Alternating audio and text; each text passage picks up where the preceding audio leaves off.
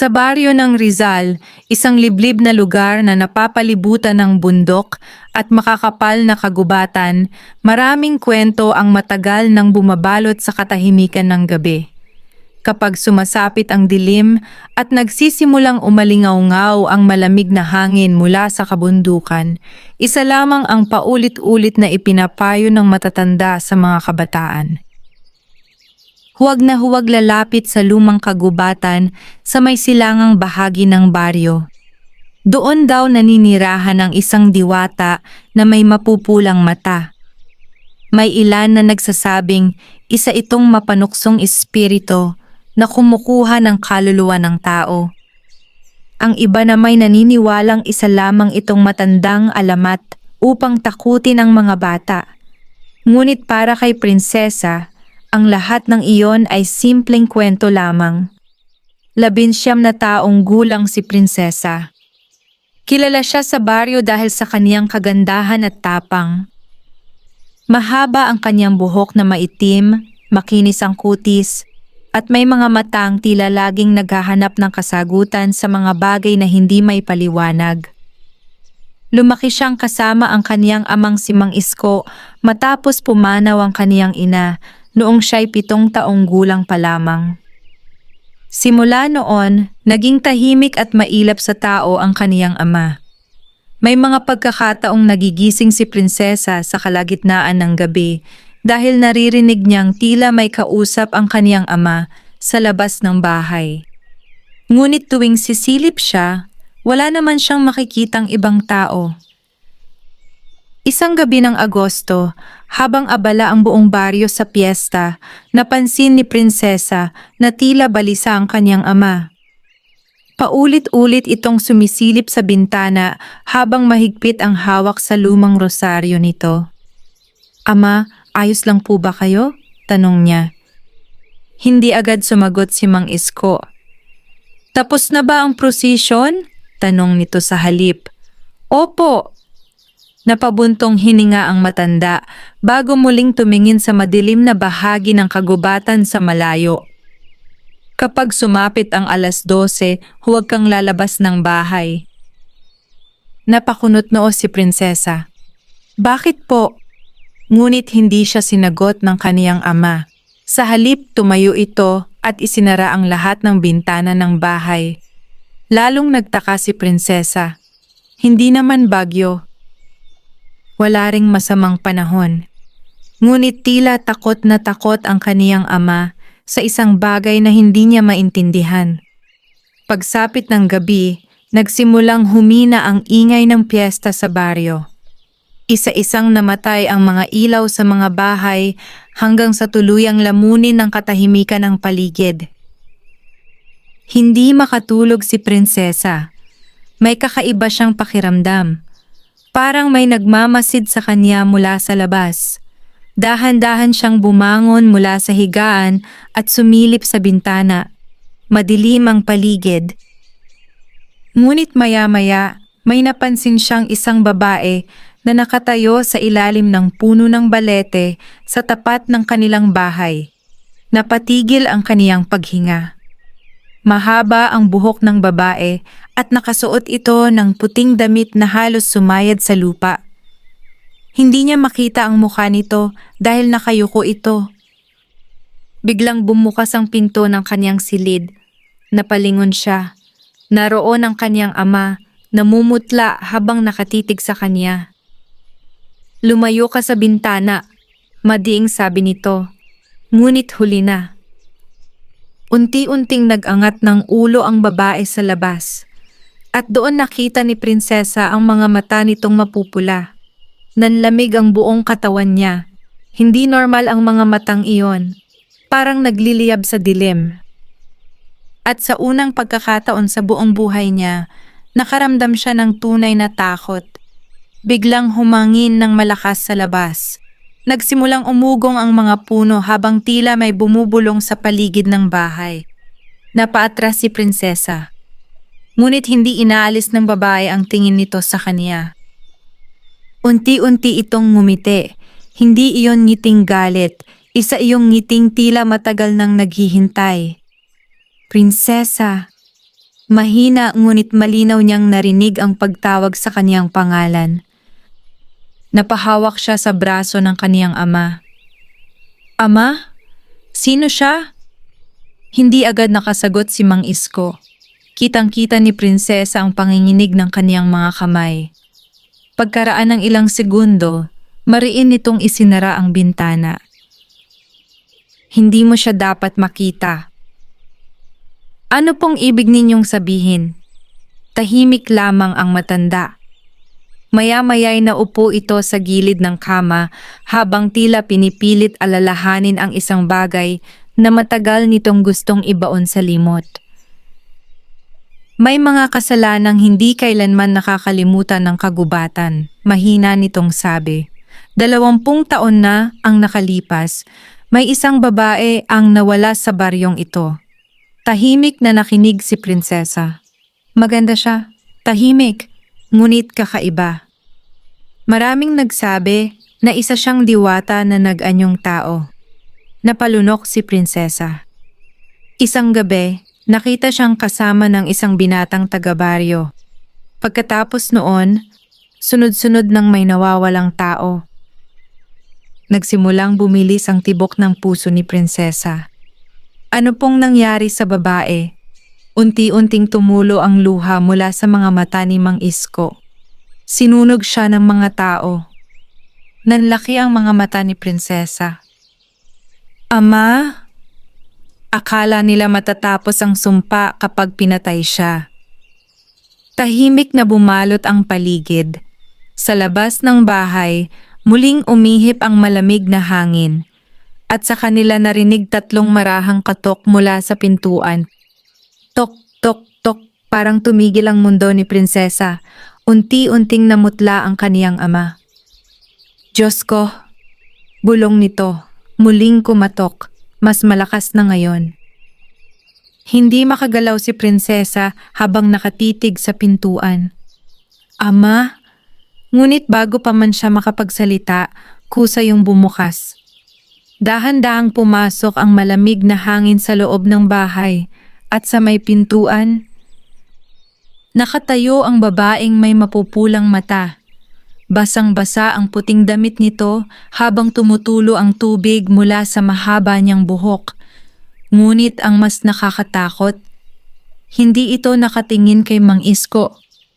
Direkta itong nakatingin kay Prinsesa. At saka ito nagsalita. Isasama na kita. Biglang namatay ang ilaw ng gasera. Nilamon ng dilim ang buong bahay. At kasabay niyon ang malakas na sigaw ni Mang Isko. Madilim ang buong bahay. Tanging malakas na hangin lamang ang maririnig ni Prinsesa habang nananatili siyang nakatayo sa tabi ng kama. Nanginginig ang kaniyang katawan at halos hindi siya makahinga sa matinding takot. Ama! Mahina niyang tawag, ngunit walang sumagot. Maya-maya'y muling nagliwanag ang gasera matapos sindihan ni Mang Isko ang posporo. Agad na kumalat ang maputlang ilaw sa loob ng silid. Wala na ang babae. Nakalapat pa rin ang pintuan, ngunit wala ng taong nakatayo roon. Parang bula itong naglaho sa dilim.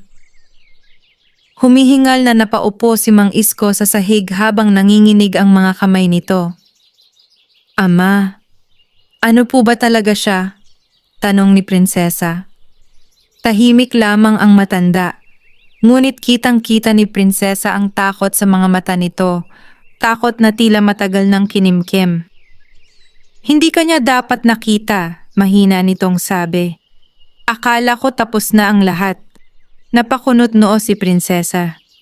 Ano pong ibig ninyong sabihin? Napapikit si Mang Isko bago marahang tumingin sa kanya. May mga bagay na itinago ko sa iyo mula pagkabata. Biglang bumigat ang pakiramdam ni Prinsesa. Mula nang mamatay ang kaniyang ina, maraming bagay na hindi kailanman ikinuwento sa kanya ng kaniyang ama.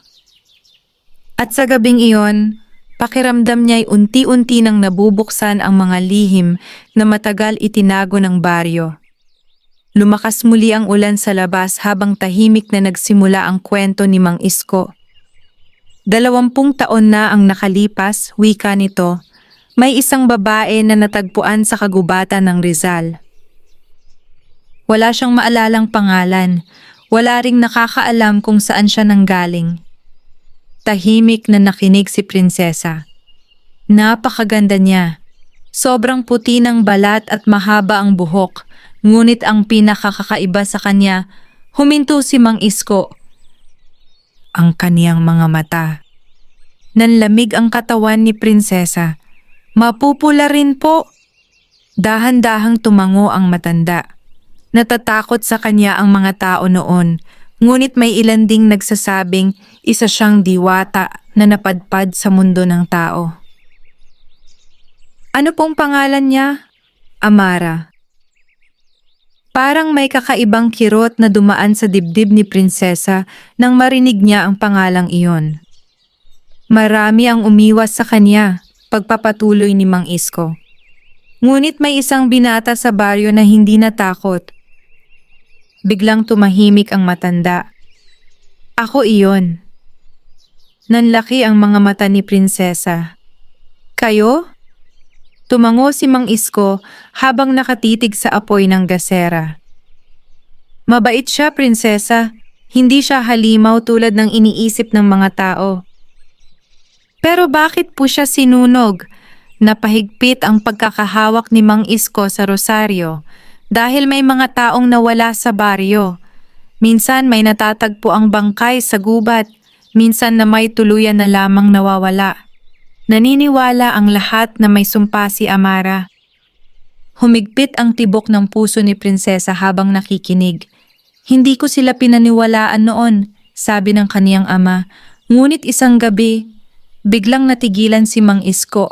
Parang hirap itong ipagpatuloy ang sasabihin. Ano pong nangyari? May nakita ako. Tahimik ang paligid. Sa ilalim ng punong balete sa gitna ng kagubatan, nakita kong may kausap si Amara. Napalunok si Prinsesa. Sino po? Mga nilalang na hindi tao. Biglang umugong ang hangin sa labas kasabay ng malakas na kulog. Tila mga anino sila na may mapupulang mata rin. Naramdaman ni Prinsesa ang panlalamig ng kaniyang mga kamay. Hindi ko alam kung ano sila, ngunit mula noon, nagsimula akong matakot. Pagkaraan ng ilang araw, natagpuan ang katawan ng isang magsasaka sa ilog. Halos wala ng dugo ang katawan niya. Napapikit si Mang Isko, at doon nagsimula ang galit ng buong baryo. Tahimik na tumulo ang ulan sa bubong habang mabigat na nakikinig si Prinsesa. Isang gabi, nagtungo ang mga lalaki ng baryo sa kagubatan dala ang mga sulo. Hinuli nila si Amara. Hindi makapagsalita si Prinsesa. Kahit anong pagsusumamo niya wala nakinig. Sinabi niyang hindi siya ang pumapatay. Ngunit galit na galit ang mga tao. Huminto si Mang Isko habang nanginginig ang boses at sinunog nila siya sa ilalim ng malaking balete. Napaluha si Prinsesa nang makita ang sakit sa mukha ng kanyang ama. Ama?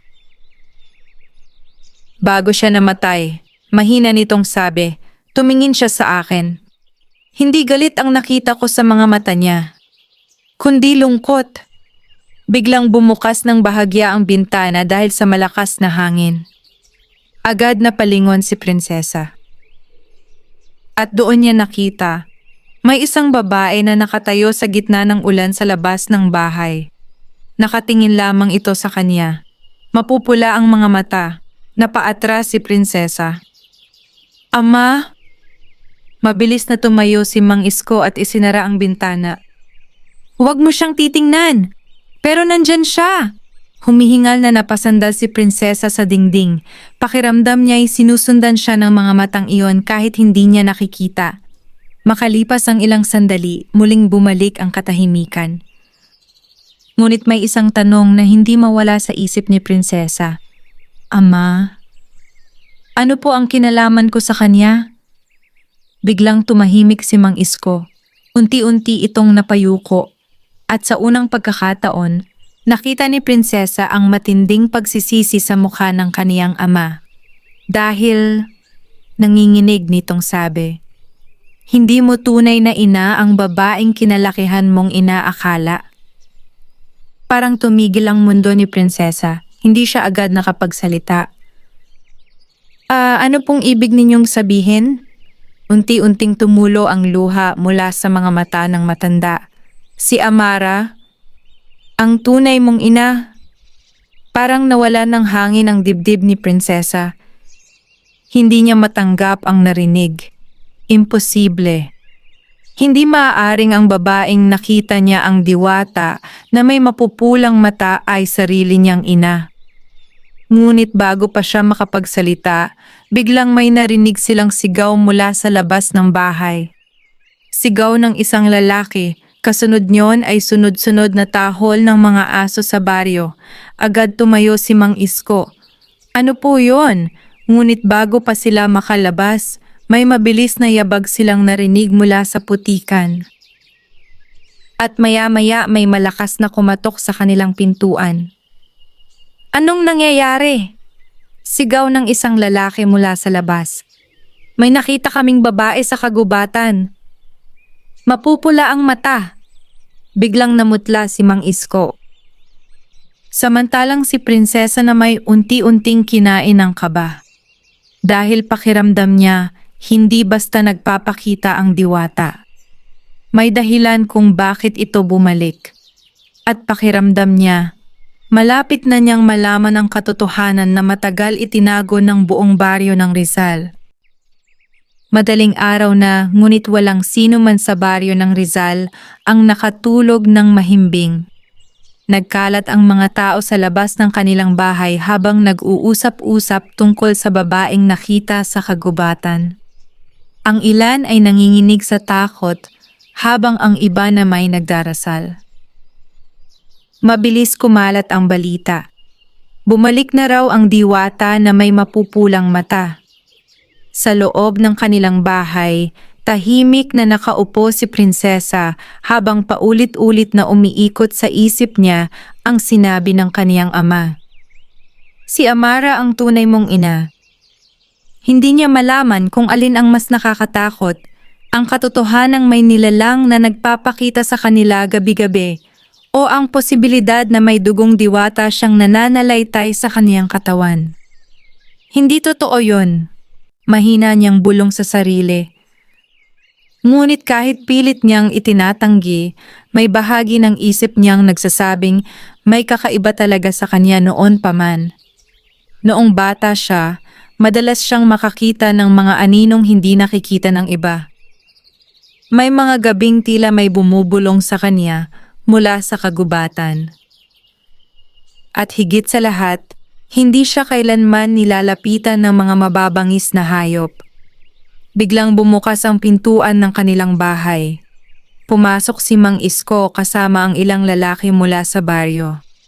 Kabilang doon si Kapitan Ramon, isang matandang kilala sa pagiging istrikto at mapaniwalain sa mga lumang pamahiin. Namumutla ito habang hawak ang isang lumang itak. "Kailangan nating tapusin ito," sabi nito. May nakita na namang bangkay sa may ilog. Nanlamig ang katawan ni Prinsesa. "Ano pong ibig ninyong sabihin?" "Patay ang anak ni Mang Turing," sagot ng isang lalaki. "Kaninang madaling araw lang nakita." Napalunok si Prinsesa. Paano siya namatay? Tahimik na nagkatinginan ang mga lalaki.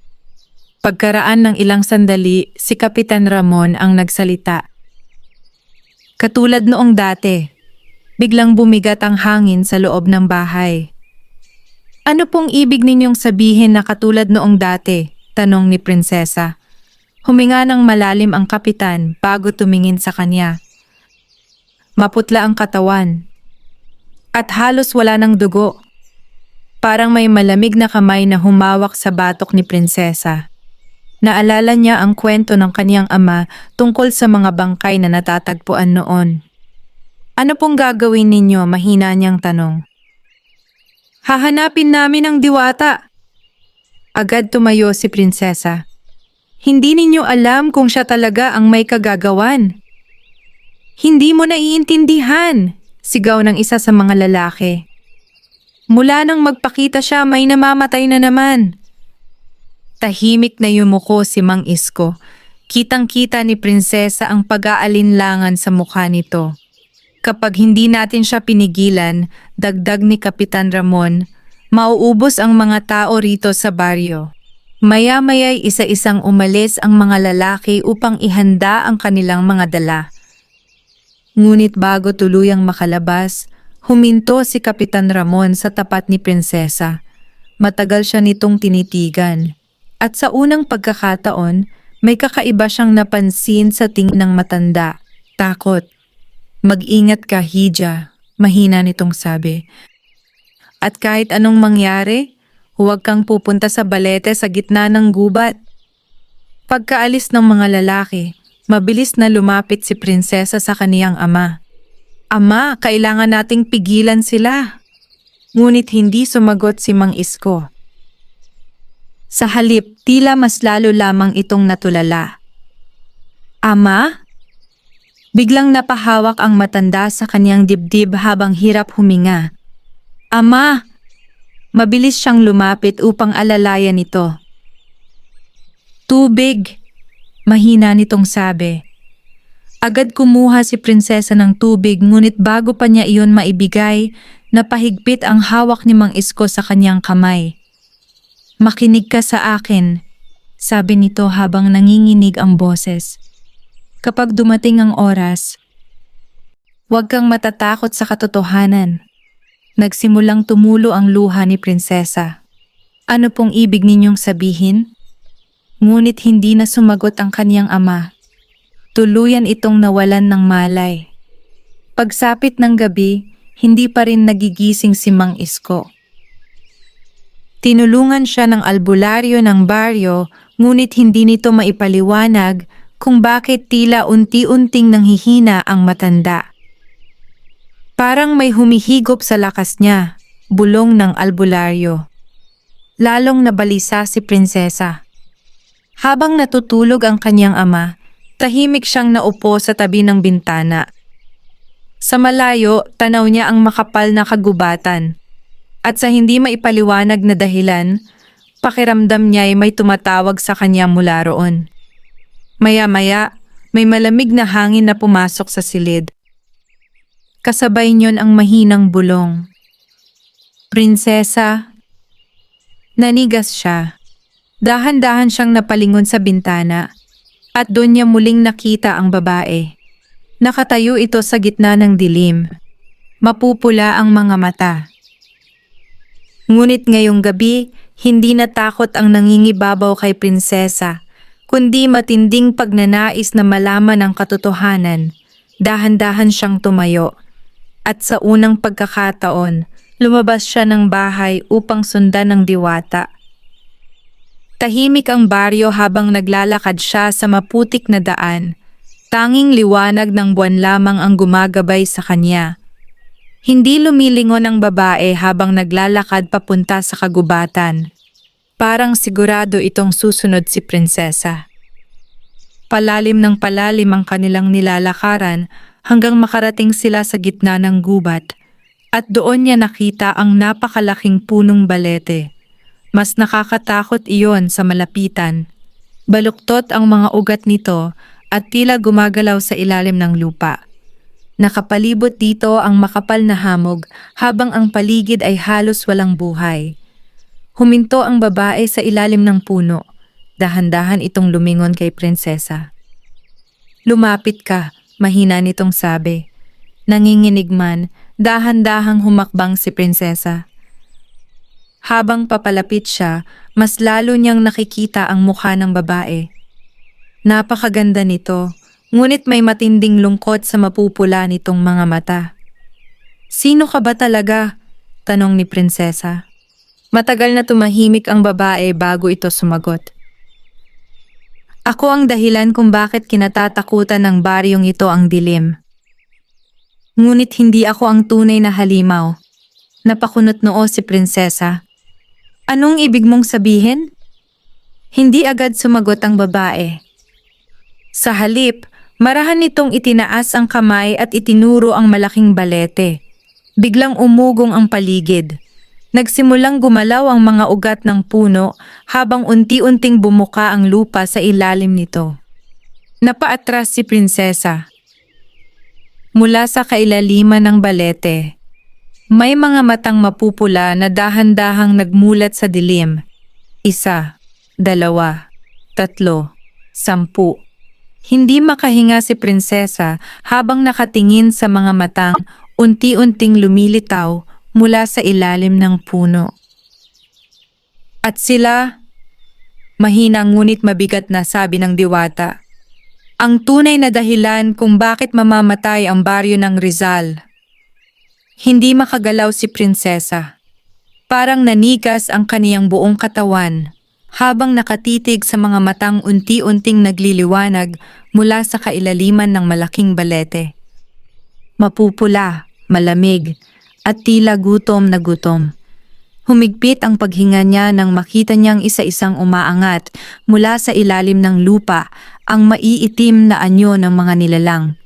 Hindi sila ganap na tao. Payat ang kanilang mga katawan at tila nababalutan ng maitim na usok. Mahahaba ang kanilang mga daliri at ang kanilang mga mata ay kumikislap na parang baga sa dilim.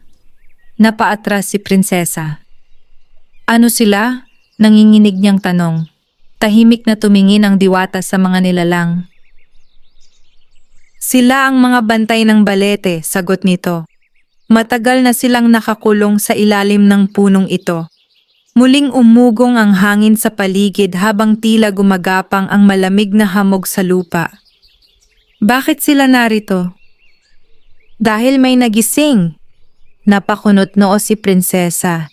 Hindi niya maintindihan ang nangyayari ngunit ramdam niyang may mas malalim pang lihim na matagal nang itinatago sa baryo ng Rizal. Dahan-dahang lumapit ang diwata sa puno habang nakatitig sa mga nilalang. Noong unang panahon, mahina nitong sabi, ang kagubatang ito ay hindi para sa mga tao. Lugar ito ng mga nilalang na mas matanda pa kaysa alaala ng inyong baryo. Tahimik na nakinig si prinsesa. Ngunit dumating ang mga tao. At unti-unti nilang sinira ang kagubatan. Biglang gumalaw ang mga ugat ng balete na tila buhay na ahas. Habang lumalalim ang kasakiman ng tao, mas lalo ring lumalakas ang mga nilalang na nakakulong dito. Nanlalamig na napatingin si prinsesa sa mga matang nasa ilalim ng puno. Hindi sila dapat magising, pero nagising na sila. Biglang may narinig silang malakas na yabag mula sa di kalayuan. Napalingon si prinsesa, may mga ilaw na papalapit sa gitna ng kagubatan. Mga sulo, mga tao mula sa baryo, biglang namutla ang diwata. Huli na! Anong ibig mong sabihin? Ngunit bago pa makasagot ang babae, narinig nila ang sigaw ni Kapitan Ramon. Narito siya! Mabilis na nagsulputan ang mga lalaki mula sa likod ng mga puno habang may dalang mga sulo at itak. Nang makita nila ang diwata, agad umatras ang ilan sa takot. Demonyo! Sigaw ng isang lalaki. Patayin na natin siya! Ano bang ginagawa ninyo? Sigaw ni prinsesa habang humaharang sa diwata. Hindi siya ang kalaban. Ngunit walang nakinig sa kanya. Lumayo ka riyan, prinsesa! Sigaw ni Kapitan Ramon. Niloloko ka lamang niyan. Muling gumalaw ang lupa sa ilalim ng balete. Biglang umugong ang buong kagubatan. At bago pa man makalapit ang mga lalaki, may isang maitim na nilalang ang biglang sumulpot mula sa ilalim ng puno. Napahiyaw ang mga tao. Sa isang iglap, mabilis na sinunggaban ng nilalang ang isang lalaki at ibinato ito sa puno. Umaling-aungaw ang sigaw nito sa buong kagubatan. Tumakbo kayo! Sigaw ni Kapitan Ramon. Nagkagulo ang lahat.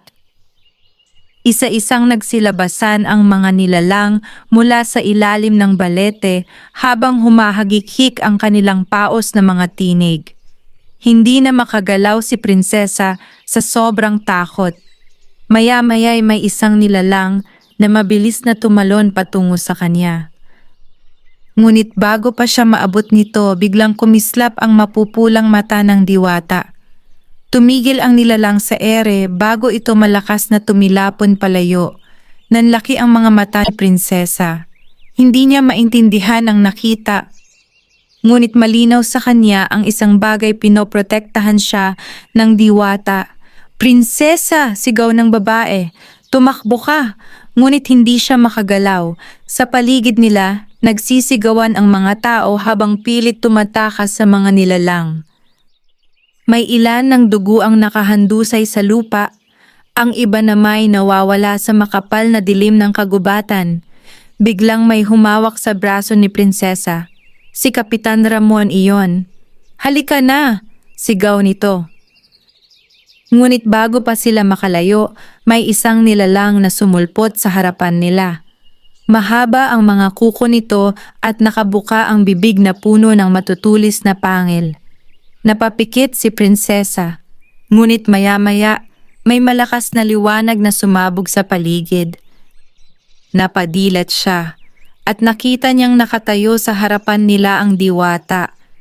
Naglalagablab ang mapupula nitong mga mata habang nakaharang sa nilalang. Unti-unti nitong iniangat ang kamay. At sa isang iglap, parang hinigop ng hangin ang maitim na nilalang hanggang tuluyan itong naglaho. Tahimik na napatitig ang lahat. Maging si Kapitan Ramon ay hindi makapagsalita. Ngunit matapos mawala ang nilalang, napaluhod ang diwata sa lupa. Parang nanghina ito. Mabilis na lumapit si prinsesa. "Ayos ka lang ba?" Dahan-dahang tumingin sa kanya ang diwata. At sa unang pagkakataon, malinaw niyang nakita ang sakit sa mukha nito. "Hindi ko na sila kayang pigilan ng matagal."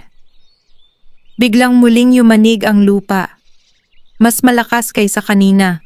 Unti-unting nabiyak ang bahagi ng paligid ng balete habang tila may malaking bagay na gustong makawala mula sa ilalim nito. Nagsimulang magtakbuhan muli ang mga tao. "Diyos ko!" bulong ni Kapitan Ramon. Mula sa kailaliman ng balete, dahan-dahang may umaangat na napakalaking anino. Mas malaki ito kaysa lahat ng nilalang na nakita nila. At habang unti-unti itong lumilitaw, lalong umiinit ang mapupulang mata ng diwata. Takot. Iyon ang unang emosyon na nakita ni prinsesa sa kaniyang mukha. Hindi pa siya dapat magising, bulong nito. "Ano iyon?" takot na tanong ni prinsesa. Hindi agad sumagot ang diwata. Nakatitig lamang ito sa napakalaking aninong umaahon mula sa ilalim ng lupa. At maya-maya, mahina nitong sinabi, "Ang hari ng mga nilalang sa ilalim ng balete." Biglang umalingaw-ngaw sa buong kagubatan ang isang malalim at nakakatakot na ungol. At sa sandaling iyon, naramdaman ni prinsesa na nagsisimula pa lamang ang tunay na bangungot ng baryo ng Rizal. Patuloy na yumanig ang buong kagubatan habang unti-unting umaangat ang napakalaking anino mula sa ilalim ng balete. Nagbagsakan ng ilang sanga ng puno habang tila humihiyaw ang hangin sa paligid. Ang malamig na hamog ay mabilis na kumapal hanggang halos wala nang makita ang mga tao. Nanginginig na napaatras si prinsesa. Hindi niya maaninag ng buo ang nilalang, ngunit sapat na ang mga matang nagliliyab sa dilim upang maramdaman niya ang matinding panganib. Dalawang naglalakihang mapupulang mata, mas maliwanag, mas mabangis, at mas nakakatakot kaysa alinmang nilalang na nakita niya. "Tumakas na kayo!" sigaw ng diwata sa mga tao. Hindi na nagdalawang isip ang karamihan sa mga taga-baryo. Nagtakbuhan sila palabas ng kagubatan habang ang iba na may halos madapa sa takot. Ngunit nanatiling nakatayo si Kapitan Ramon habang hawak ang kaniyang itak. Hindi tayo maaaring umatras, sigaw nito kahit halatang nanginginig. Kapag nakawala yan, matatapos ang baryo. Biglang umugong ang lupa. At sa isang iglap may maitim na kamay na sumulpot mula sa ilalim ng balete. Napahiyaw ang ilang tao. Ang kamay ay napakalaki at tila yari sa usok at putik. Mahahaba ang mga daliri nito na parang ugat ng punong nabubuhay. Unti-unting sumunod ang ulo ng nilalang. Hindi iyon ganap na tao. May hugis itong parang tao ngunit baluktot at nababalot ng maitim na anino. Ang bibig nito'y punong-puno ng matutulis na pangil habang ang balat nito'y tila naaagnas. At ang mga mata nito parang apoy mula sa impyerno. Napaatras si Prinsesa habang halos mawalan ng lakas ang kaniyang mga tuhod. Ano siya? Bulong niya. Tahimik na tumingin ang diwata sa nilalang. Siya ang unang bantay ng kagubatan. Ang hari ng mga nilalang sa ilalim ng balete. Muling umaling-awngaw ang malalim na ungol ng nilalang. Kasabay niyon ay ang mabilis na paglabas ng mas marami pang maiitim na anino mula sa ilalim ng lupa. Bakit siya nagising? Tanong ni Prinsesa. Unti-unting tumingin sa kanya ang diwata dahil humihina na ang selyo. Ano pong selyo? Ngunit bago pa ito makasagot, mabilis na sumugod ang isa sa mga nilalang patungo kay Kapitan Ramon. Agad itong umiwas at pinana ang nilalang gamit ang dala niyang gulok. Tumalsik ang maitim na dugo nito sa lupa. Ngunit imbes na mamatay, lalo lamang itong nagngalit. Hindi sila tinatablan, sigaw ng isa sa mga lalaki. Nagkagulo muli ang paligid. May ilang nilalang na sumugod sa mga tao, habang ang iba na may gumagapang palabas ng lupa. Mabilis na lumapit ang diwata kay Prinsesa at hinawakan ang kaniyang kamay. Makinig ka sa akin. Nanlamig si Prinsesa nang maramdaman niya ang malamig na balat ng babae. Kapag tuluyang nakawala ang nilalang na iyon, walang matitirang buhay sa baryo. Paano natin siya mapipigilan? Tahimik na tumingin ang diwata sa balete. Atin siyang muling ikukulong. Paano? Hindi agad sumagot ang babae.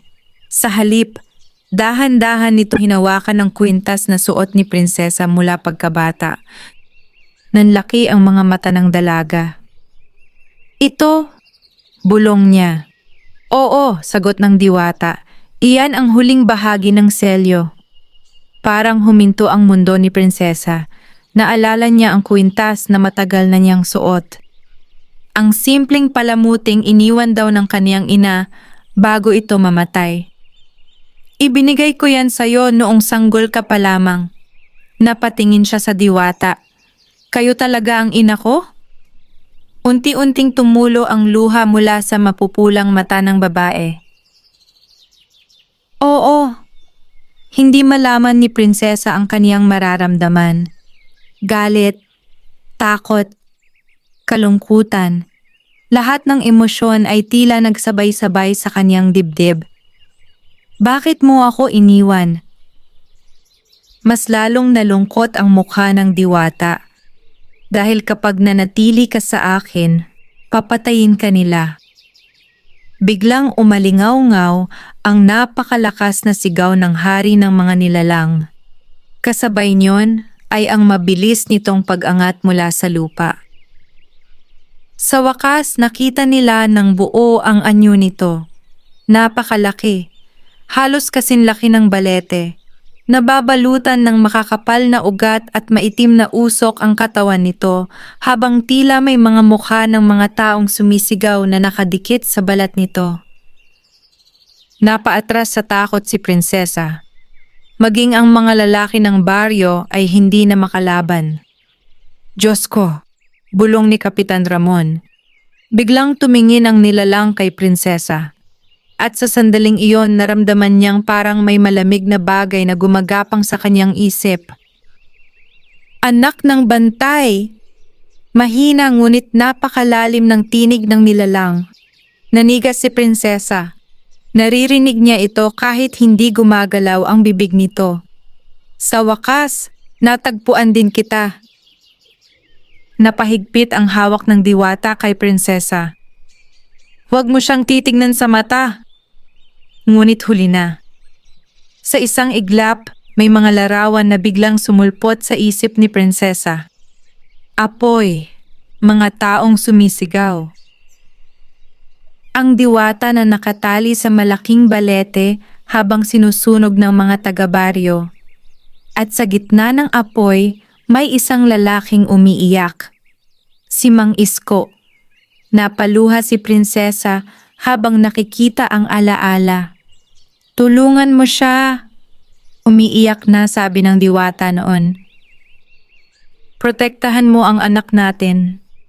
Biglang bumalik sa kasalukuyan si prinsesa habang mabilis ang kaniyang paghinga. Hindi niya na malayang tumutulo na pala ang kaniyang mga luha. Ama.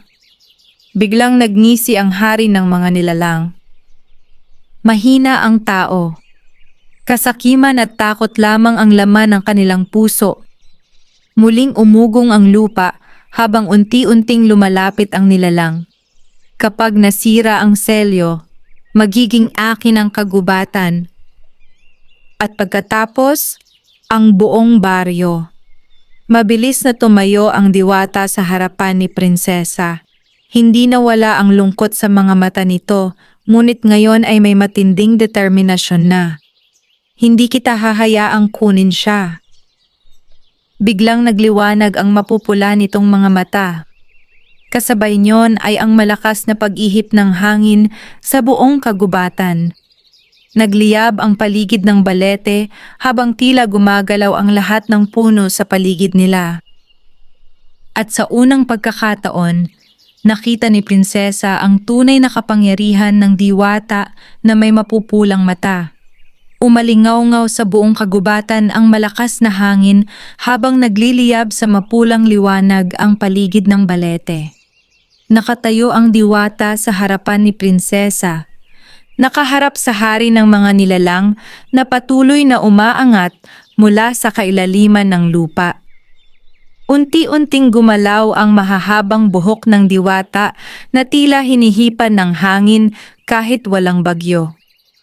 Ang kaniyang mapupulang mata ay nagliliyab na parang apoy sa gitna ng dilim.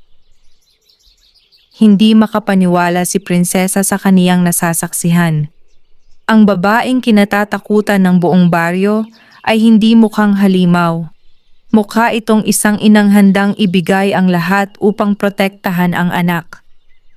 Umalis ka rito, sabi ng diwata nang hindi inaalis ang tingin sa nilalang.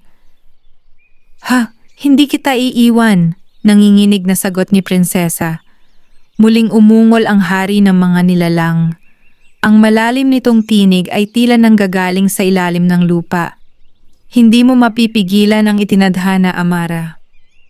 Nanlamig si prinsesa nang marinig ang pangalan ng diwata, si Amara, ang tunay niyang ina. Dahan-dahang iniangat ng nilalang ang napakalaki nitong kamay. Sa isang iglap, mabilis na nagsitayuan ang mga ugat mula sa lupa at parang buhay na ahas na sumugod sa kanila. Mag-ingat! Sigaw ni Kapitan Ramon. Mabilis na itinulak ni Amara si prinsesa palayo bago niya iniunat ang kaniyang kamay. Biglang kumislap ang mapulang liwanag. At sa isang iglap na putol ang lahat ng ugat sa ere. Napaatras ang mga taga-baryo sa gulat. Hindi siya demonyo, bulong ng isa sa mga lalaki. Ngunit hindi nagtagal ang katahimikan. Mabilis na sumugod ang ilang maiitim na nilalang mula sa likuran ng balete. Humahagikik ang mga ito habang papalapit sa mga tao. Nagkagulo muli ang paligid. May mga lalaking tumatakbo habang ang iba na may pilit lumalaban gamit ang kanilang mga itak at sulo. Ngunit tila walang epekto ang kanilang mga sandata. Napasigaw si prinsesa nang makita niyang suguri ng isang nilalang si Kapitan Ramon. Bago pa ito maabot, biglang may malakas na bugso ng hangin ang tumama sa nilalang at itinapon ito sa puno.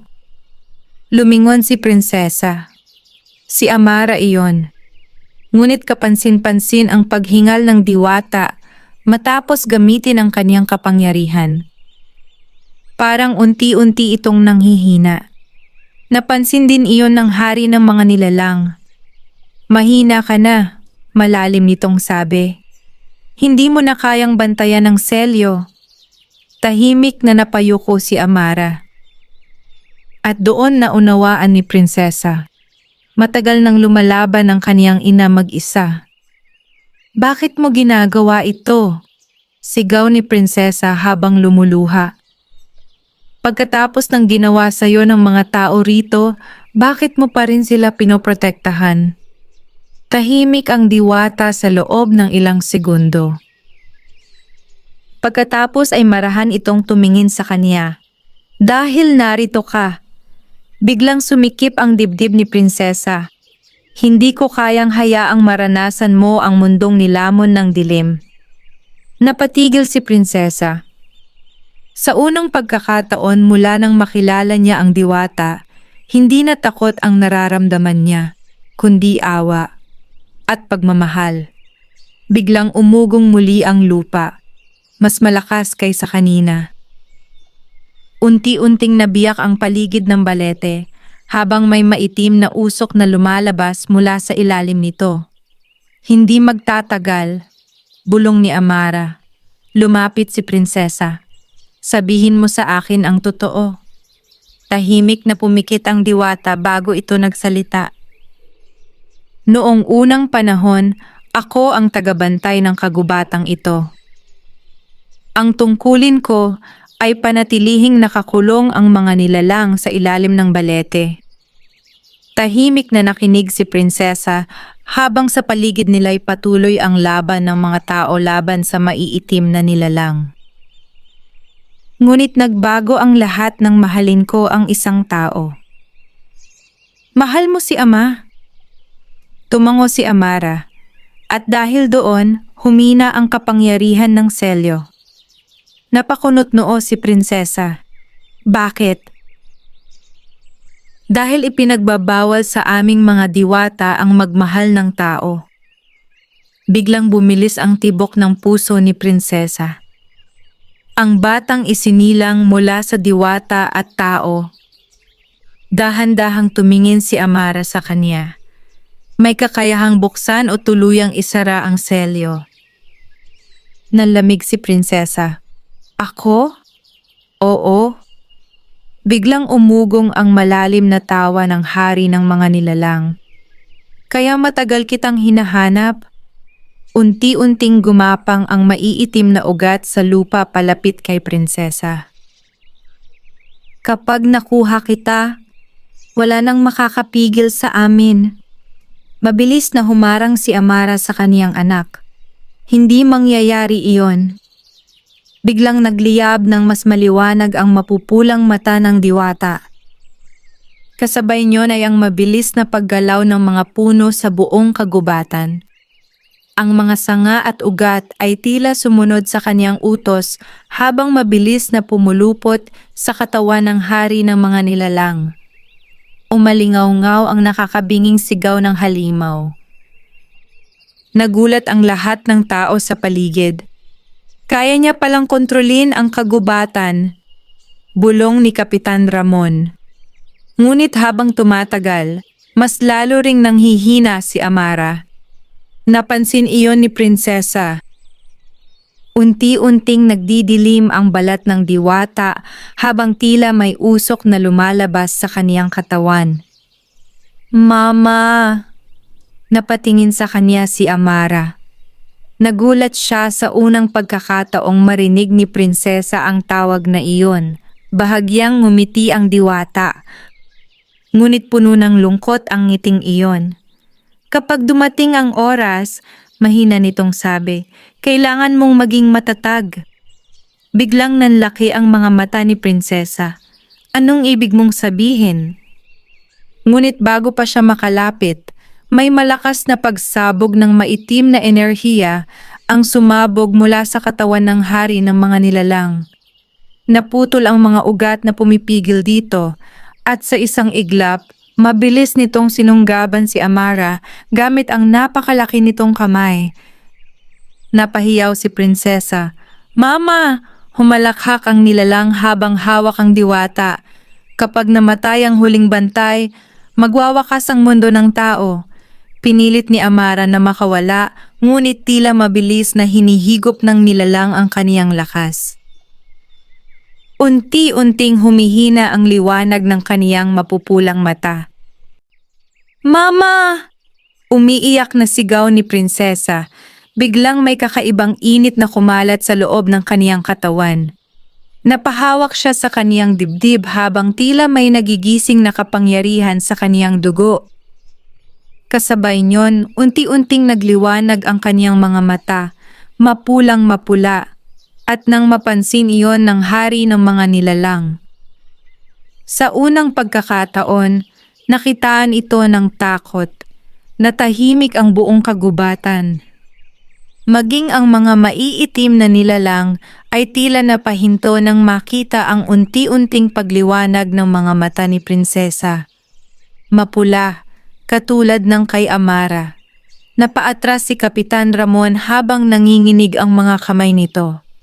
Hindi maaari, bulong niya. Samantalang si Prinsesa na may napahawak sa kaniyang dibdib habang mabilis ang tibok ng puso niya. Pakiramdam niya ay may apoy na dumadaloy sa kaniyang buong katawan. Mainit, makapangyarihan, at nakakatakot. Mama? Mahina niyang tawag habang nakatingin kay Amara na hawak pa rin ng hari ng mga nilalang. Bahagyang nanlaki ang mga mata ng diwata nang makita ang nangyayari sa kaniyang anak. Hindi pa... Mahina nitong sabi, ngunit huli na. Muling umugong ang buong kagubatan habang tila gumagalaw ang bawat puno sa paligid nila. Unti-unting lumalakas ang hangin. At sa unang pagkakataon, naririnig na ni Prinsesa ang mga bulong mula sa kagubatan. Hindi na yon malalabong tinig lamang. Malinaw na niya itong nauunawaan. Tagapagmana, anak ng bantay, gisingin mo ang kapangyarihan. Napapikit si Prinsesa habang pilit pinipigilan ang mga tinig sa kaniyang isip. Ayos ka lang ba? Sigaw ni Kapitan Ramon. Ngunit hindi siya makasagot. May mga larawan na biglang sumusulpot sa kaniyang isipan. Mga alaala na hindi naman niya naranasan. Nakikita niya ang isang napakagandang kagubatan noon. Maliwanag at puno ng buhay. Naroon si Amara, nakasuot ng puting kasuotan habang naglalakad sa gitna ng mga puno. At sa malayo, may batang lalaki na nakatingin dito. Si Mang Isko noong kabataan nito. Unti-unting bumalik ang alaala.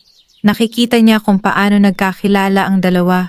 Kung paano natutong ngumiti si Amara. Kung paano sila nagmahalan kahit bawal.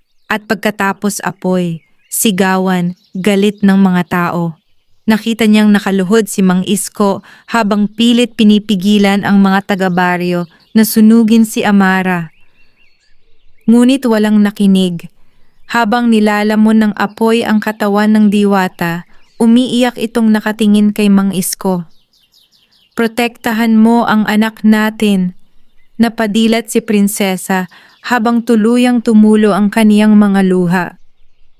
Mama! Biglang umungol ang hari ng mga nilalang. Tama na! Mas lalong humigpit ang hawak nito kay Amara habang unti-unting hinihigop ang liwanag mula sa katawan ng diwata. Napansin iyon ni Prinsesa. Unti-unting nawawala ang pulang liwanag sa mga mata ng kaniyang ina.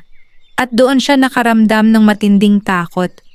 Pakiramdam niya ay mawawala na naman ang isang taong mahal niya. Huwag mo siyang saktan, sigaw ni prinsesa. Kasabay niyon ay ang malakas na pagsabog ng hangin mula sa kaniyang katawan. Napaatras ang mga tao. Maging ang maiitim na nilalang ay tila natakot. Unti-unting nagliwanag ang buong kagubatan sa mapulang enerhiyang nagmumula kay prinsesa. Nanginig ang hari ng mga nilalang. Imposible.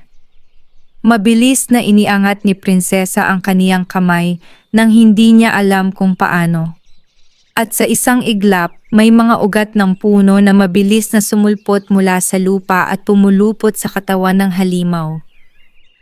Umalingaw-ngaw ang napakalakas nitong sigaw. Napakawalan si Amara. "Mama!" Sigaw ni prinsesa habang mabilis na tumakbo papunta rito. Agad niyang sinalo ang diwata bago ito bumagsak sa lupa. Mahina na ang paghinga ni Amara. "Mama, huwag kang bibitaw." Marahang hinawakan ng diwata ang kaniyang muka. Sa unang pagkakataon, tunay na ngumiti si Amara sa kaniya. "Kamukha mo ang ama mo," mahina nitong sabi. Napaluha si prinsesa. "Huwag kang magsalita, aalis tayo rito." Ngunit marahan lamang umiling si Amara. Hindi pa tapos. Biglang umugong muli ang kagubatan. Nang lingunin nila ang hari ng mga nilalang, nakita nilang unti-unti nitong pinupunit ang mga ugat na nakapulupot dito.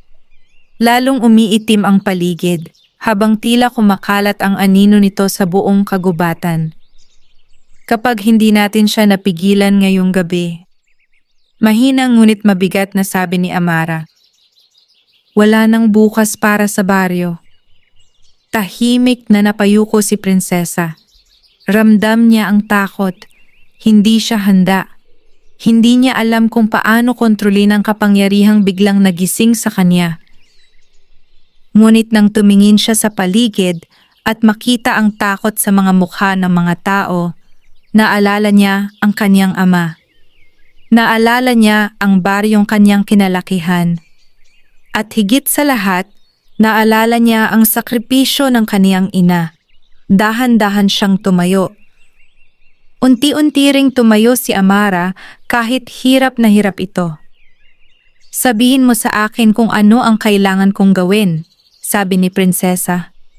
Tahimik siyang tiningnan ng diwata bago ito nagsalita. Ang selyo ng balete ay gawa sa kapangyarihan ng dugo ng bantay. Napatingin si prinsesa sa malaking puno. Kapag isinakripisyo ng tagapagmana ang kaniyang kapangyarihan, maaaring makulong muli ang hari. Nanlamig si prinsesa. Anong ibig sabihin noon?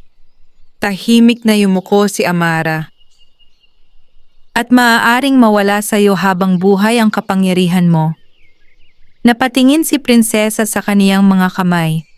Unti-unti pa ring nagliliyab ang mapulang enerhiya sa kaniyang balat.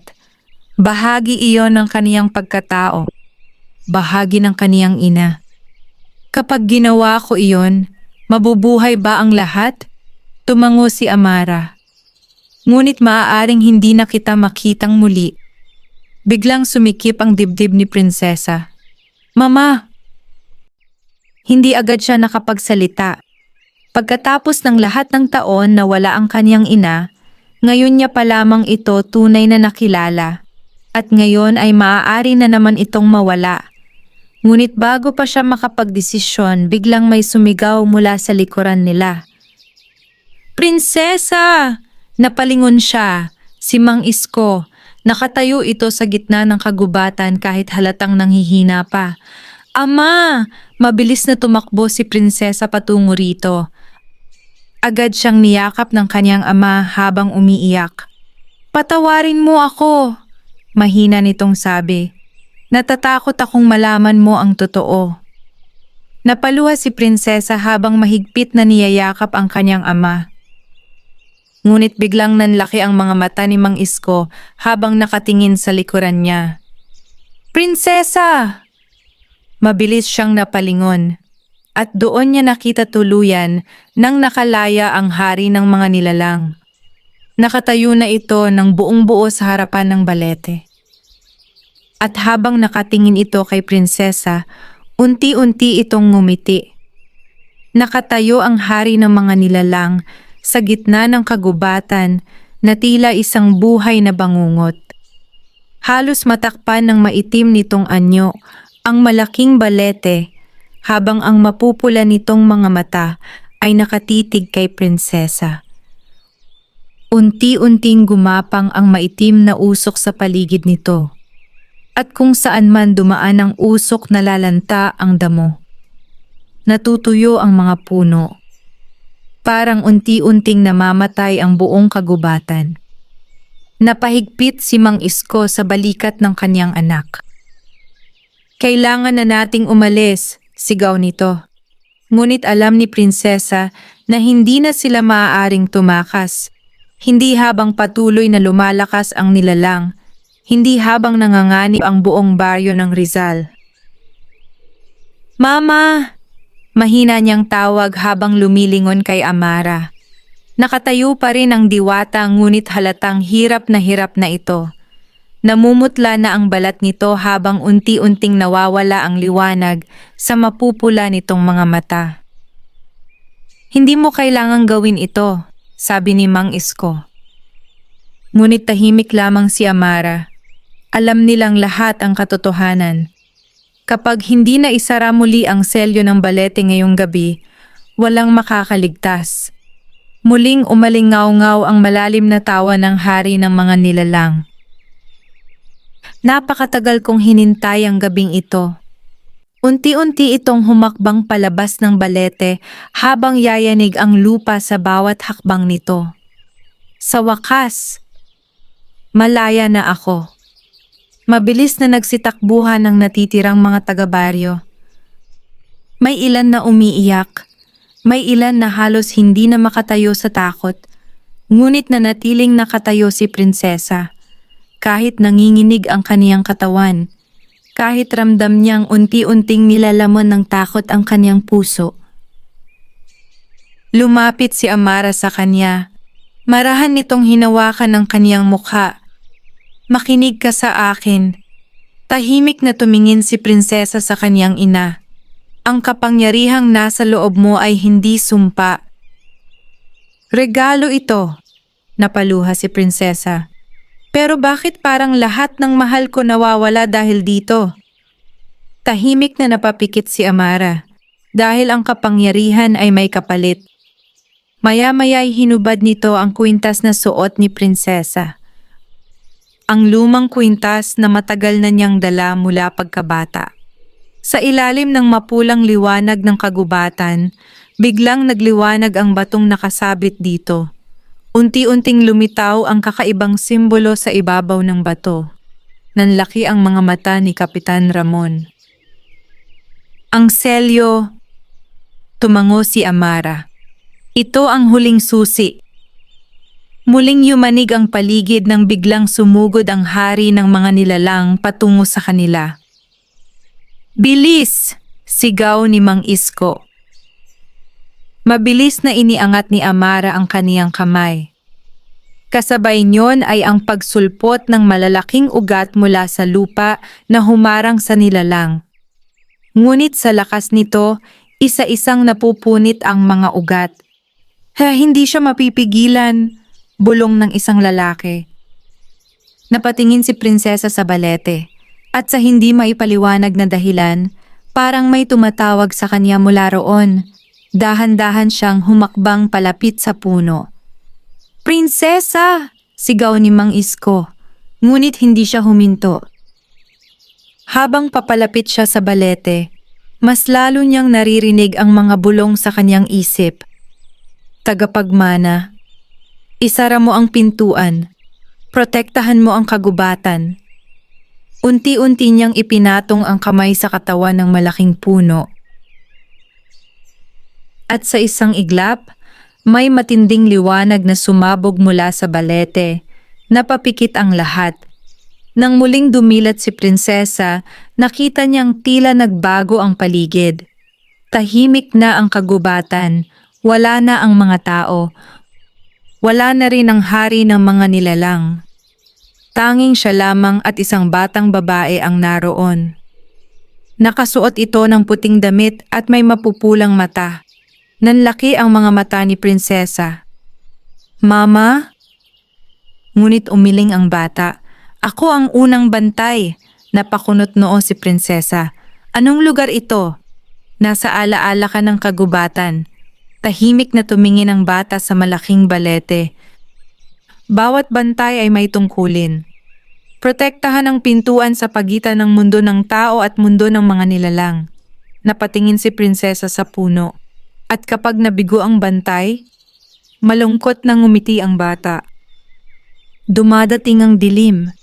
Biglang nagpakita sa paligid nila ang mga larawan ng mga nagdaang taon, mga diwata, mga tagabantay, at mga taong unti-unting nilamon ng kasakiman at takot. Ang galit ng tao ang nagpalakas sa kadiliman, sabi ng batang bantay. Ngunit ang pag-ibig ng isang diwata sa tao ang tuluyang nagpahina sa selyo. Napaluha si prinsesa. Naalala niya ang lahat ng pinagdaanan ni na Amara at Mang Isko. Kasalanan ba naming magmahal sila? Umiling ang bata. Hindi. Ngunit bawat pag-ibig ay may kapalit. Tahimik na bumagsak ang luha ni prinsesa. Ano ang kailangan kong gawin? Dahan-dahang lumapit ang batang bantay. Atin mong tanggapin kung sino ka. Unti-unti nitong hinawakan ang noo ni prinsesa. At sa isang iglap biglang bumalik ang lahat. Muling umugong ang kagubatan. Muling narinig ang sigawan ng mga tao. At sa harapan niya, naroon ang hari ng mga nilalang, ilang hakbang na lamang ang layo. Ngunit iba na ang pakiramdam ni prinsesa ngayon. Hindi na siya natatakot. Unti-unting nagliwanag ang kaniyang mga mata. Kasabay niyon ay ang pagliyab ng buong balete sa mapulang liwanag. Napahinto ang nilalang. Hindi, galit nitong sigaw. Mabilis na humakbang si prinsesa sa harap ng puno habang hawak ang kwintas. Hindi kita hahayaang sirain ang baryong ito. Humalakhak ang halimaw. At paano mo ako pipigilan? Tahimik na tumingin si prinsesa sa kanyang ina. Nakatingin lamang si Amara sa kanya habang may luha sa mga mata. At doon naunawaan ni prinsesa ang dapat niyang gawin. Mahigpit niyang hinawakan ang kwintas. Kasabay niyon ay ang paglabas ng napakalakas na mapulang enerhiya mula sa kaniyang katawan. Umalingaw-ngaw ang sigaw ng hari ng mga nilalang. Hindi! Nagsimulang gumalaw ang buong kagubatan habang mabilis na pumulupot ang mga ugat ng balete sa katawan ng halimaw. Ngunit kasabay niyon, unti-unting nanghihina si prinsesa. Ramdam niyang tila may unti-unting kumukuha ng lakas sa kaniyang katawan. Prinsesa! Umiiyak na sigaw ni Mang Isko, ngunit hindi siya tumigil. Kahit unti-unting lumalabo ang kaniyang paningin, kahit ramdam niyang maaaring ito na ang katapusan niya. Dahil alam niyang ito lamang ang paraan upang mailigtas ang lahat. At habang patuloy na nilalamon ng balete ang hari ng mga nilalang, may isang malamig na tinig na muling bumulong sa kanyang isip. At kapag naisara ang pintuan, may kailangang manatiling bantay habang buhay. Nanlaki ang mga mata ni prinsesa. Unti-unti siyang napatingin kay Amara. At nakita niya ang matinding lungkot sa mukha ng kaniyang ina. Parang alam na nito ang mangyayari. Patuloy na nagliliyab sa mapulang liwanag ang buong kagubatan habang mahigpit na pinipigilan ng mga ugat ng balete ang hari ng mga nilalang. Umalingaw-ngaw ang galit nitong sigaw sa buong baryo ng Rizal. Pakawalan ninyo ako! Ngunit hindi na umatras si prinsesa. Nakatayo siya sa harapan ng malaking balete habang mahigpit na hawak ang kwintas na nagsisilbing huling selyo ng kagubatan. Ramdam niya ang matinding init na dumadaloy sa kaniyang katawan. Kasabay niyon ang unti-unting paghina ng kaniyang lakas. Parang may bahagi ng kaniyang pagkatao na kinukuha ng balete. "Prinsesa!" Sigaw ni Mang Isko habang pilit lumalapit sa kanya. Ngunit mabilis na humarang si Amara. Hindi makapaniwala ang lalaki habang nakatingin sa diwata. "Amara, hayaan mo akong kunin siya." Tahimik lamang na umiling ang diwata habang may mga luhang pumapatak mula sa kanyang mapupulang mata. Kapag naputol ang ritual, mahina nitong sabi, lalakas siyang muli. Napahinto si Mang Isko. At sa unang pagkakataon matapos ang maraming taon, tuluyan nang bumagsak ang matigas nitong anyo. Napaluha ito habang nakatingin sa kanilang anak. "Ayokong mawala na naman kayo," narinig iyon ni Prinsesa. Unti-unti siyang napalingon sa kaniyang ama. At sa gitna ng kaguluhan, unang beses niyang nakita ang tunay na sakit sa puso ni Mang Isko. 20 taon nitong kinimkim ang pagkawala ni Amara. 20 taon itong nabuhay sa pagsisisi. At ngayon, maaari na naman niyang mawala ang pinakamamahal niya. "Ama," umiiyak na sabi ni Prinsesa. "Patawad." Biglang umugong ang paligid. Mas lalong lumakas ang mapulang enerhiya na nagmumula sa kaniyang katawan habang ang mga ugat ng balete ay mabilis na bumabalot sa hari ng mga nilalang. Unti-unting naghihiyaw ang halimaw habang tila hinihigop ito ng puno. "Hindi ito ang wakas," galit nitong sigaw. "Babalik ako." Kapag muling namayani ang galit sa puso ng tao, magigising akong muli. Kasabay ng mga salitang iyon ay ang malakas na pagyanig ng lupa. Nagbagsakan ng ilang puno habang umiikot ang malamig na hangin sa paligid. Napapikit si Prinsesa habang pilit niyang pinatatag ang sarili. Ngunit ramdam niyang hindi na niya kaya. Unti-unti nang nawawala ang kanyang lakas. "Mama!" Mahina niyang tawag. Mabilis na lumapit si Amara at hinawakan ang kaniyang kamay. Agad kumalat ang malamig, ngunit payapang pakiramdam sa katawan ni Prinsesa. "Tingnan mo ako," sabi ng diwata. Unti-unting tumingin si Prinsesa sa kaniyang ina. Ngayon ay malinaw na niya itong nakikita. Hindi bilang halimaw, kundi bilang isang inang matagal siyang minahal mula sa malayo. "Hindi kita iniwan dahil ayaw kita," umiiyak na sabi ni Amara. "Ginawa ko iyon upang mabuhay ka." Tuluyang bumagsak ang luha ni Prinsesa. "Bakit ngayon lang kita nakilala?" Napapikit si Amara habang marahang hinahaplos ang mukha ng kaniyang anak. "Dahil natakot akong madamay ka sa sumpang dala ko." Tahimik na yumakap si Prinsesa sa kanyang ina habang patuloy na umiikot ang mapulang enerhiya sa paligid nila. Sa ilang saglit, parang nawala ang kaguluhan. Parang sila lamang dalawa ang naroon, mag-ina. Sa wakas ay nagtagpo rin matapos ang mahabang panahon. Ngunit hindi nagtagal ang katahimikan. Biglang napaluhod si Prinsesa habang mas lalong lumalakas ang enerhiyang dumadaloy sa kanya. Ang sakit!" Nanlaki ang mga mata ni Mang Isko. "Anong nangyayari sa kanya?" Tahimik na napayuko si Amara. Kinukuha na ng balete ang bagong bantay. Parang tumigil ang mundo. "Anong ibig mong sabihin?" Nanginginig na tanong ni Mang Isko. Dahan-dahang tumingin si Amara kay Prinsesa. Kapag naisara ang selyo, kailangang may pumalit sa nagbabantay. Nanlaki ang mga mata ni Prinsesa. "Mama!" Unti-unting tumulo ang luha ni Amara. At ikaw ang pinili ng kagubatan. Biglang bumigat ang dibdib ni Mang Isko. Hindi! Sigaw nito. Hindi ko hahayaan!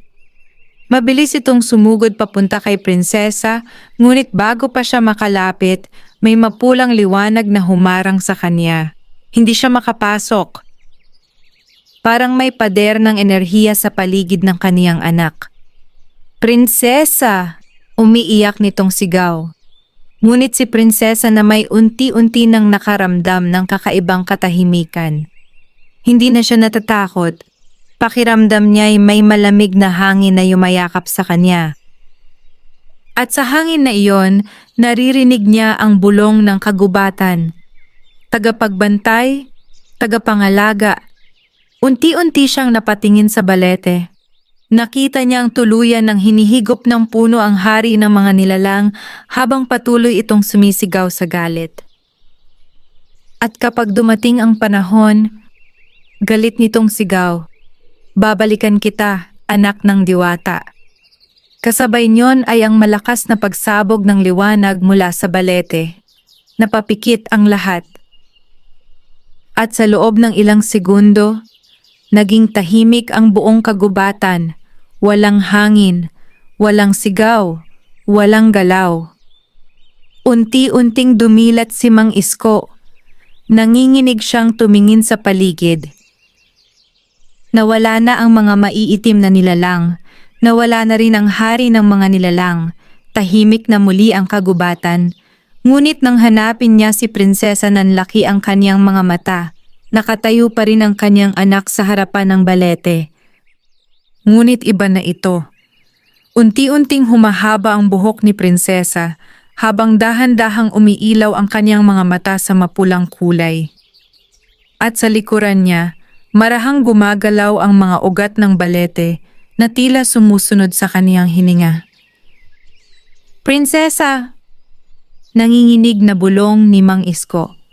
Dahan-dahang lumingon ang dalaga sa kanya. At sa unang pagkakataon, nakita niya sa mga mata nito ang kapangyarihan ng isang tunay na bantay ng kagubatan. Tahimik ang buong kagubatan matapos ang labanan. Ang malamig na hangin na kanina'y puno ng sigawan at takot ay tila naging banayad na lamang na paghaplos sa mga puno ng baryo ng Rizal. Unti-unting humupa ang mapulang liwanag sa paligid ng malaking balete. Ngunit nanatiling nakatayo si prinsesa sa harapan nito. Tahimik, hindi gumagalaw. Ang kaniyang mahahabang buhok ay marahang hinihipan ng hangin habang ang mapupula niyang mga mata ay tila nagliliwanag sa gitna ng dilim. Hindi makalapit si Mang Isko. May kakaibang lakas na nakapalibot sa kanyang anak. Parang hindi na ito ganap na tao. Prinsesa? Mahina nitong tawag. Dahan-dahang napalingon ang dalaga. At nang magtagpo ang kanilang mga mata, biglang sumikip ang dibdib ni Mang Isko. Naroon pa rin ang kaniyang anak. Ngunit may bahagi rito na tila naging isa na sa kagubatan. Ama? Mahina pa rin ang tinig ni prinsesa, ngunit ngayon ay tila may kasabay iyong malamig na bulong ng hangin. Mabilis na lumapit si Mang Isko at mahigpit siyang niyakap. Salamat sa Diyos. Umiiyak nitong sabi. Unti-unting pumikit si prinsesa habang niyayakap din ang kaniyang ama. Ngunit habang tumatagal, nararamdaman niyang tila may humihila sa kanya pabalik sa balete. Parang may tungkuling hindi niya maaaring takasan. Napansin niyon ni Amara. Tahimik itong lumapit sa kanilang dalawa habang may malungkot na ngiti sa labi. Tapos na, mahina nitong sabi. Ngunit nang tumingin si prinsesa sa kaniyang ina, bigla siyang kinabahan. Unti-unti nang naglalaho ang katawan ni Amara, parang usok itong tinatangay ng hangin. Mama! Nanginginig na, sabi ni prinsesa. Napatingin si Mang Isko kay Amara at agad ring namutla. Hindi, marahang ngumiti ang diwata. Matagal ko nang hiniram ang natitirang lakas ng kagubatan upang manatili sa mundong ito. Napaluha si prinsesa. Huwag mo akong iwan. Lumapit si Amara at hinawakan ang mukha ng kaniyang anak. Sa pagkakataong iyon, hindi na malamig ang kaniyang mga kamay. Mainit na. Parang isang tunay na ina. Hindi kita iiwan, mahina nitong sabi. Mananatili ako sa bawat puno, sa bawat hangin, at sa bawat gabing tatawagin ka ng kagubatan. Tuluyang bumagsak ang luha ni prinsesa. Mama!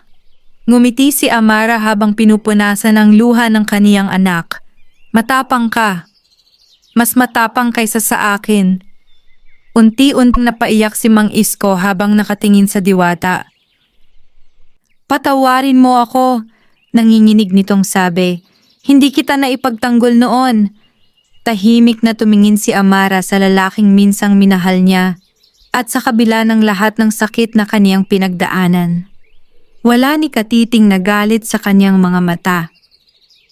Minahal mo kami, mahina niyang sabi, at sapat na iyon. Napayuko si Mang Isko habang umiiyak. Maya-maya'y tumingin muli si Amara kay prinsesa. Makinig ka sa akin.